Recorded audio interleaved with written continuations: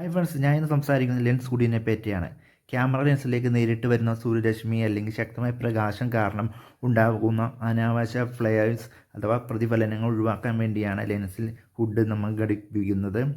അത് പ്രത്യേക ചിത്രത്തിൻ്റെ കോൺട്രാസ്റ്റും ഷാർപ്പ്നെസ്സും ഒക്കെ കിട്ടാൻ ഇത് സഹായിക്കുന്നു. അതുകൂടാതെ ലെൻസിന് വീഴ്ചകളിൽ കേടുപാട് സംഭവിക്കുകയാണെങ്കിൽ ഇത് ഘടിപ്പിച്ച് കഴിഞ്ഞാൽ അത്ര ചില കേടുപാടുകളിൽ നിന്നും ഒഴിവാക്കും. ഫോട്ടോ ഒന്ന് എടുത്ത് നോക്കാം കേട്ടോ. നമുക്ക് ആകാശത്തിൻ്റെ ഫോട്ടോ ഒന്ന് എടുത്ത് നോക്കാം.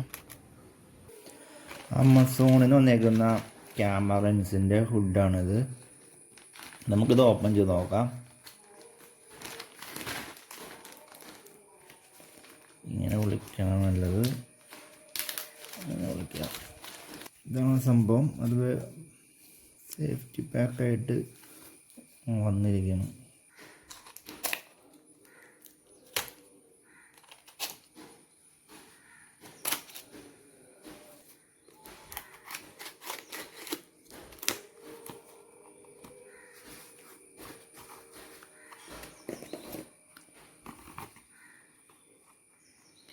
RF ലെൻസിൽ ഉപയോഗിക്കുന്ന 50mm ലെൻസിൽ ഉപയോഗിക്കുന്ന ഹുഡാണിത്.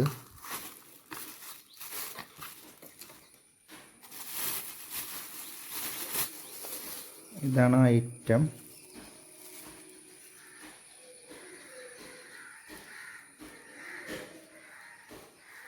ഇത് നമുക്ക് ക്യാമറയിൽ ഫിറ്റ് ചെയ്ത് നോക്കാം. ഏത് ലെൻസാണെന്നൊക്കെ നോക്കിയിട്ട് വേണം ഇത് സെലക്ട് ചെയ്യാൻ. ഞാൻ ആമസോണിൽ നിന്ന് വാങ്ങിച്ച പ്രൊഡക്റ്റാണ് ഇത്. ഇത് ഏതാ ലെൻസാണെന്ന് നോക്കിയിട്ടാണ് ഞാനിത് സെലക്ട് ചെയ്തത്. എൻ്റെ ലെൻസ് 50mm ലെൻസാണ്. അപ്പോൾ അതിനെ യോജിച്ച് ഒരു ഇതാണ് സെലക്ട് ചെയ്തത്. ഇവിടെ please check your camera lens before order എന്ന് എഴുതിയിട്ടുണ്ട്. ഏകദേശം ഞാൻ വില കുറഞ്ഞതാണ് വാങ്ങിച്ചിരിക്കുന്നത്, 225. പിന്നെ ഷിപ്പിംഗ് ചാർജ് കൂടി 230 രൂപയാണ് എനിക്ക് ചാർജ് വന്നത്.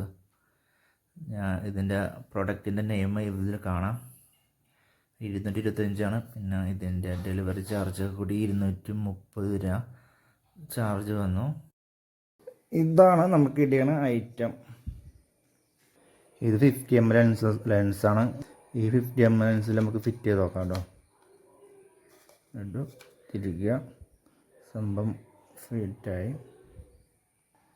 അപ്പോൾ ഇത് ക്യാമറ ലെൻസിൽ ഫിറ്റ് ചെയ്തേക്കാണ്. ഇപ്പോൾ ആ ലെൻസിന് ഒരു പ്രൊഫഷണൽ ലുക്ക് വന്നിട്ടുണ്ട്.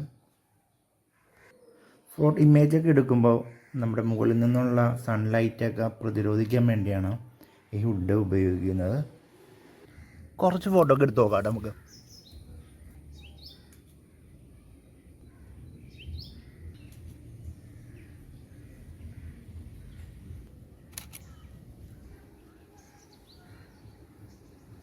വീഡിയോ ഇഷ്ടമായെങ്കിൽ ലൈക്ക് അടിക്കുക, ചാനൽ സബ്സ്ക്രൈബ് ചെയ്യുക.